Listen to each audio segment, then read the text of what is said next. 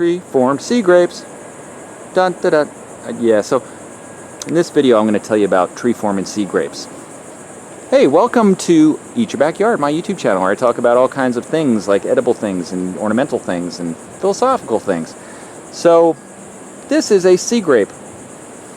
Tree, plant, shrub, let's call it a tree. And wow, is it cool. Oh boy, where do we begin?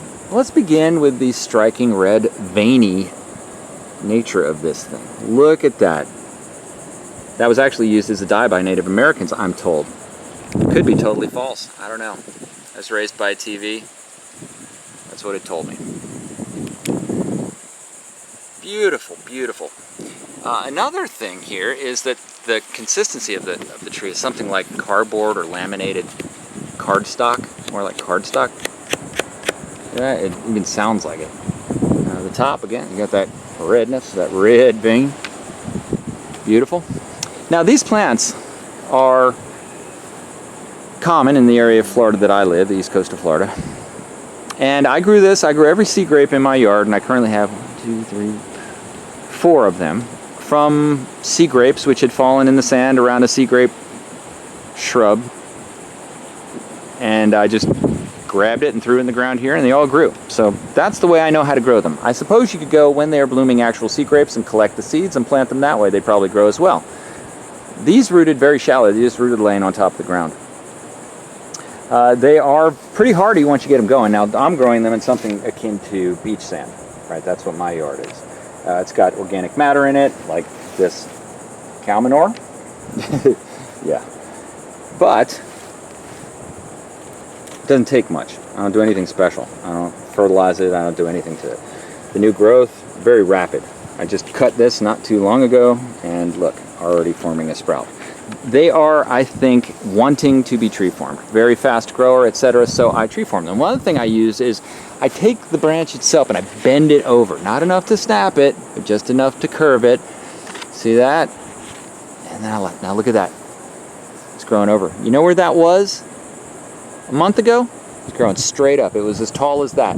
But I took it and I just slowly, bent it. You can hear the crack in the stalk a little bit, just enough. And so on and so forth, and then I leaned it over. And I use this technique quite a bit. I leaned that one over because I don't want it growing this way. I want it growing this way. I want to produce a little shady tunnel through here. That's my vision. That's what I'm trying to paint here, is you come into this backyard and you have this shady entranceway. So, we're getting there. But it takes time. It takes time to tree form, something I'm into. Just tree forming these things. And here's another one I curved over. Now you can see I did that also with this mulberry tree years ago. And I have a lot of videos on this mulberry tree. This is an old friend of mine. It's been around for a while. It is probably nearing the end effective life of its usefulness as a mulberry tree, at which point I can just take another cutting from the tons of other trees I've taken cuttings from here and grown elsewhere in the yard and just make a new one. But the point is, I did the same thing. I cracked the the branches over just to get them to do more of like a willow, kind of like a willow tree looking growth. And man, it was excellent, because that's what you want for fruit trees, certainly. And this is a fruit tree. This will produce sea grapes, the grapes that you can actually eat that are quite delicious. They taste like plums. It's mostly seed, but anyhow, they're still quite good. But you want it down low, because we don't want fruit trees that you have to go up to high altitudes unless you have a crane or something that can get you up there. Even ladders, now we're getting into the danger zone, and there's really no need to do that. You can just keep them well pruned down lower to the yard, and then be able to pick them like your kids can pick them too, because you can just bend the branch down, they get to them. So the sea grape, though, same kind of thing. Now this one, I leave some of the undercarriages I'm doing this in place because I wanted to get energy. But eventually I will probably get rid of that. I did have a kayak here for a while, got rid of that, so now I'm just kind of regrowing it. But I left this ad hoc kind of kayak holder in place, and because I'm tying this up there, because while it's tree forming, the strength is not very good. And as you can see, this is a good example. I mean, look at how flexible this is.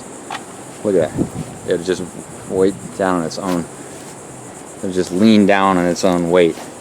That's how. Let's see if we can demonstrate this. Yeah, just with one thing, just very lightly you can. So, why am I letting it grow? Well, I want it to snake out and produce that structure, because I'm intending to tie it to this. So then I'll have this sideways growth and up, and I'll make it, you know, whatever it wants to be. Now for now, so it doesn't get whacked into everything, I just kind of put it over there, and it can continue to grow up, up, up. But yeah, the sea grape, lots of possibilities of things you can do with it. Let's take a look at another application of the sea grape in another part of my yard.